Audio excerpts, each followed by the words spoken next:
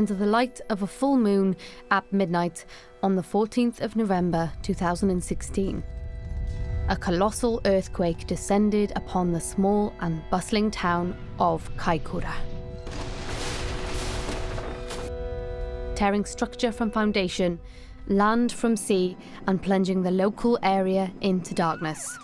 The extent of the chaos only apparent as night gave way to dawn.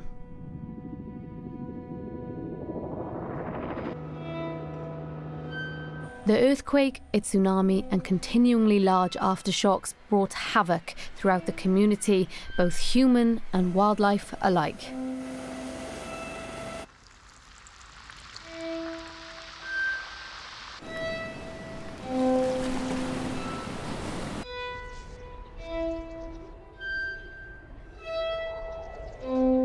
It typically feels like a big bang.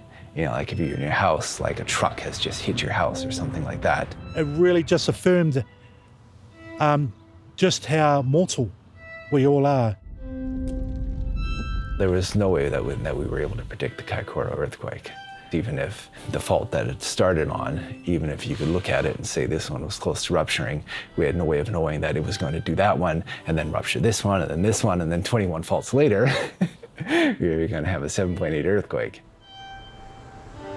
The research, the scientists have discovered so much about the earthquake and what a massive worldwide event it was. It's probably one of the most complex earthquakes the world's ever seen. They were really strange times. It was kind of like war times. We had fuel rationing, food at the supermarket. Of course, they couldn't get goods in and out, so people were really relying on each other just for those really basic needs. It was really scary. It was horrible. It's the most terrifying thing that I've ever been through.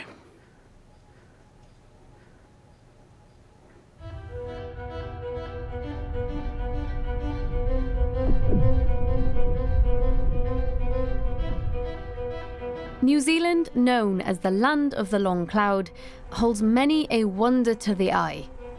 Situated within the Ring of Fire, its geography gives way to an intricate biological world. Kaikoura, on the east coast of the South Island, is unique due to its proximity from mountains to sea. A land of untouched beauty and thriving marine and coastal wildlife that have made this town their residence.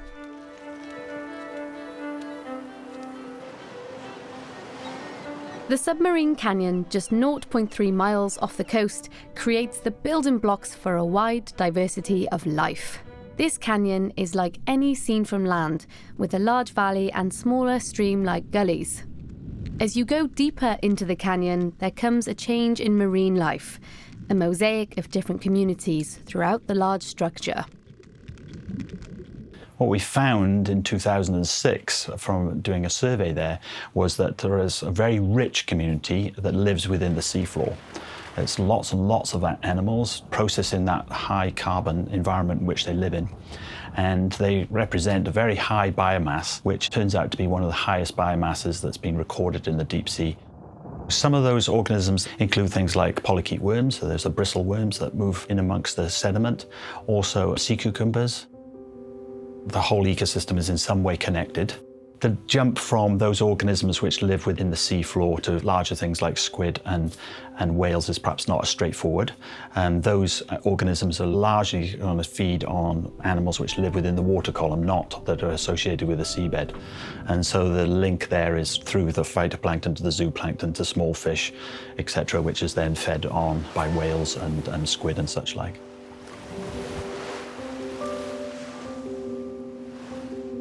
Dolphins are a common sight in Kaikoura. Dusky dolphins tend to surface feed in large groups, which synchronises their cooperative foraging and ends in playful aerial displays. They often have their young in the spring, but do not breed every year, as weaning a newborn can take approximately 3 years. The dusky dolphins are a sort of a medium-sized dolphin. They're not large. They grow to roughly a size of just under 2 metres.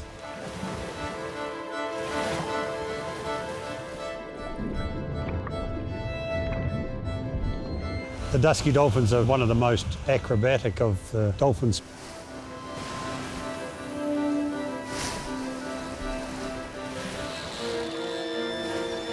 The other predominant marine mammal found in Kaikoura is the sperm whale. Due to the sperm whale being toothed, they can feed on various species that are available in the Kaikoura Canyon. Their hunting involves diving around the canyon near the 500 to 1,000 metre contour line and using clicks to aid their echolocation to find their food, but also to stun their prey. Traditionally, it's just the single male bachelors that are here pretty much all year round.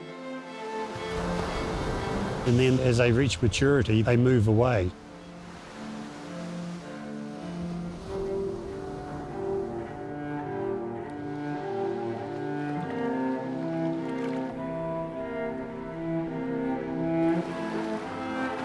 Kaikoura is home to a subspecies of seal called fur seals. New Zealand fur seals are very similar in appearance to sea lions, with external ear flaps, a long pointed nose, and hind flippers that rotate forward. They are also smaller than other seal species. Some of the really large, dominant males can be like a couple of 100 kilos. They go out to sea and they just feed away, come back in peak condition to be able to compete with other males.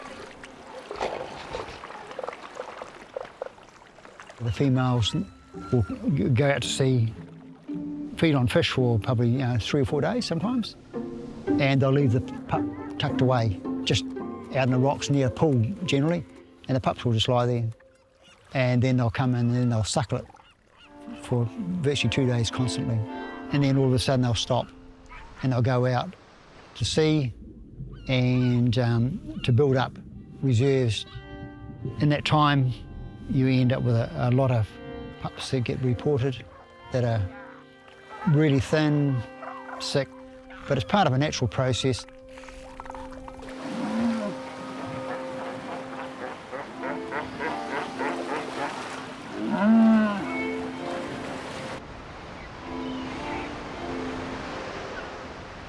The Hutton shearwater, also originally known as the titi, is a bird only found in Kaikoura. The titi was a significant one. Over the generations, the birds have been frightened into going higher and higher and higher in terms of the ecosystem. Unfortunately, now they only live in the alpine area. We believe right back 1,000 years ago, they were down at sea level. These breeding colonies, where the birds will dig burrows with their bills and feet, are found in 2 nature reserves in the seaward Kaikoura mountain range. 10 years ago, the Hutton Shearwaters Conservation Trust set up a new colony on the peninsula. Hutton shearwaters are quite a small seabird. They're about the size of a red-billed gull, but they've got a characteristic black upper side and a white breast and a bit of greying feathers just around under the neck. So Hutton shearwaters are a vital part of Kaikoura and a vital part of New Zealand. It's a species like many in New Zealand that occurs nowhere else in the world.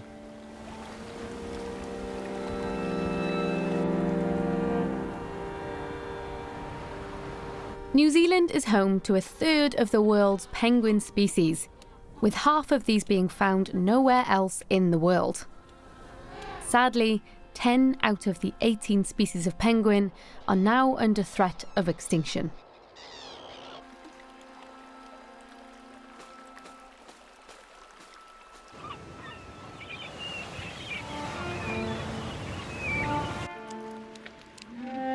Blue penguins, or little penguins as they're also known, are the world's smallest penguin subspecies.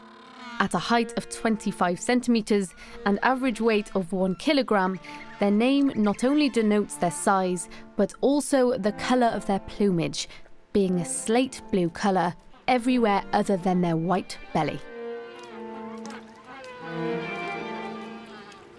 Some people call it the blue penguin or the little penguin, and you get it around Australia and New Zealand.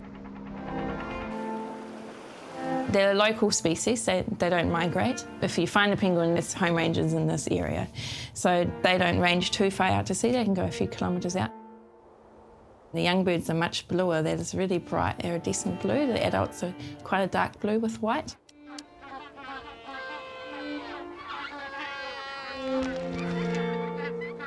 So people often see them coming in at night. They form rafts at sea and they're coming in to come ashore, especially during the breeding season.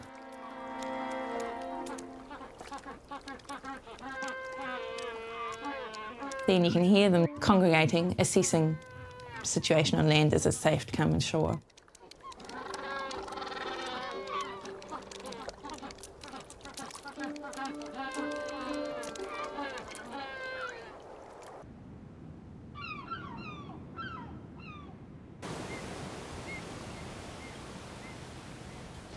A fascinating species that thrives in the flourishing environment Kaikoura provides is the paua.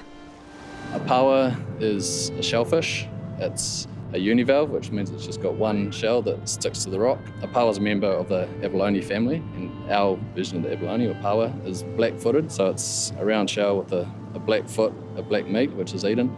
And inside the shell's kind of what it's probably most well known for, so it's got a very vivid blue and purple and green colour.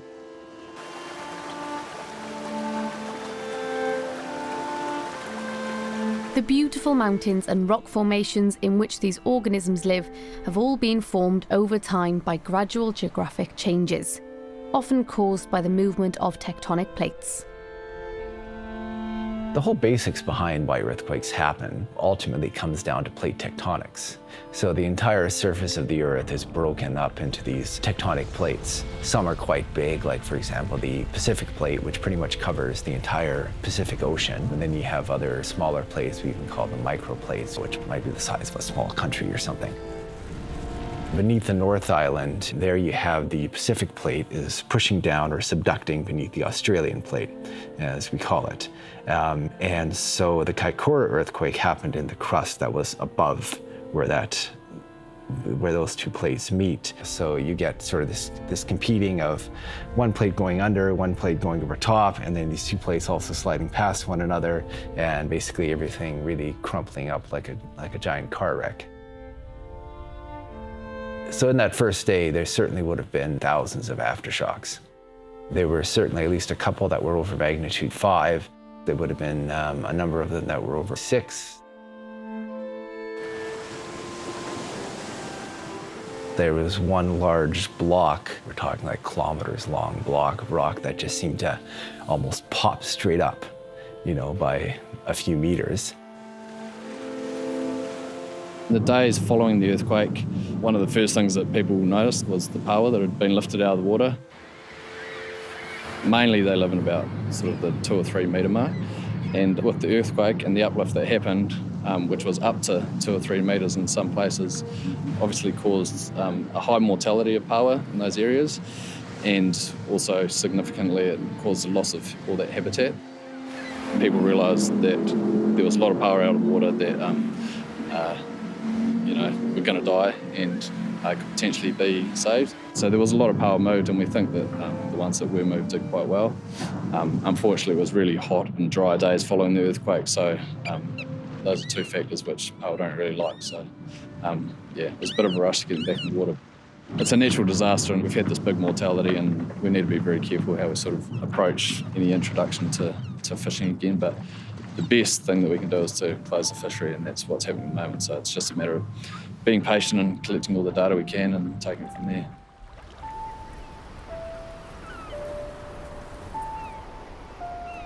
I was lucky enough to go up to the Ohau Point where the major seal colony is about a week after the quake, just to see what the effects of the quake, the big rock falls had on the major colony up there, because it was just right at the beginning of the pupping season. Just to see how many had been killed. There was very few that you could find. Could have been a lot buried underneath.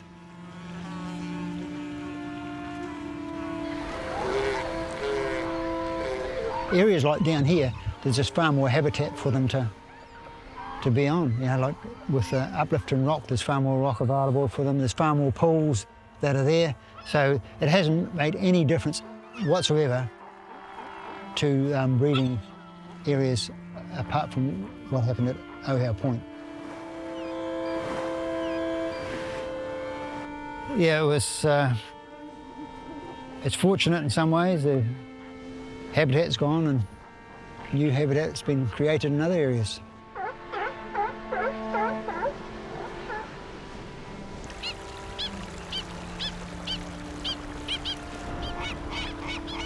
Like the fur seals, the earthquake was devastating for seabirds. With rockfalls affecting nests of many species, the Hudson shearwaters were devastated by a landslide that may have killed around 25,000 breeding pairs. There was one huge rockfall, a massive landslip, a bit like a rock glacier that's come down, and that's destroyed about 15% of the breeding area in the larger colony. It's just been wiped out. Unfortunately for the shearwaters, the earthquake hit pretty much at the worst possible time of year. So it occurred when birds were incubating eggs.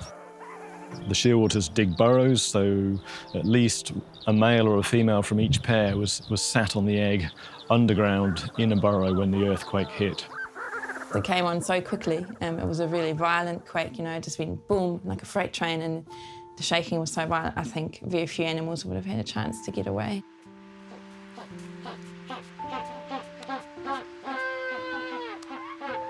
So any penguins that were nesting at the time, which they probably would have been potentially affected by the earthquake by being crushed by boulders or, you know, buildings lifted and shifted and floorboards and piles moved and all sorts of things happened.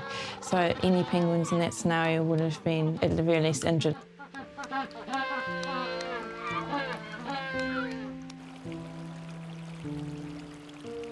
So a few months after the earthquake, we had an opportunity at the end of another survey, which was nearby, just to spend one day going back to the canyon to run new video transects over the exact same locations that we'd been to in 2006 to see what the seafloor looked like.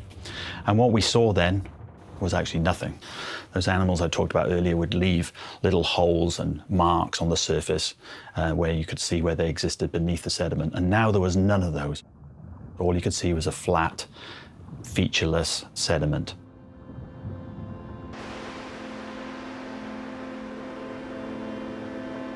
The ecosystem overall is connected in many ways.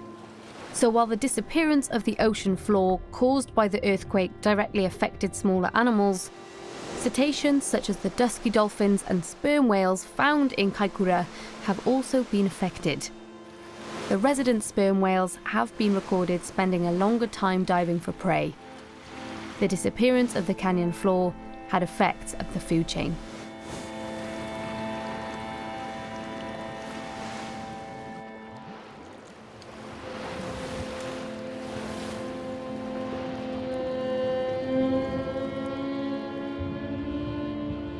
We went back to those first ones where we'd seen everything had been wiped out, and we actually started to see there was some signs of life. There was some little holes in the seafloor. We're now seeing those little features, which give us an indication that life had started to return. So we would hope that there is no species that are going to suffer, if you like, local extinction because of the earthquake, and that it's given enough time, we would expect that most of those organisms which we saw before the earthquake will return and form similar sorts of communities, if not exactly the same, as we saw before. How does the human population respond to a particular disturbance like an earthquake, not only in rebuilding their communities, but also potentially looking after the nature which is around them? The wildlife, the biodiversity, they're still here in great numbers. The number of burrows and birds in the areas is down, but there's still a lot of birds there. There's still a lot of digging, there's still loads of birds in at night. So I think they've taken a big knock, but in those areas they're going to slowly recover again. The seals overall have bounced back, and we won't really know to the full extent until we do a seal pup count. We know that nature bounces back because it is abundant out there, and there have been many, many earthquakes that have come before this one. So I guess the fact that as humans we are bouncing back as well, I think it's just a testament that life always wants to triumph.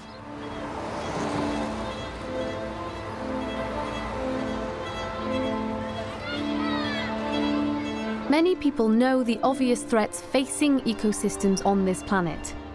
However, many forget that the disasters affecting the human race also has a lasting impact on the intrinsic needs of the natural world.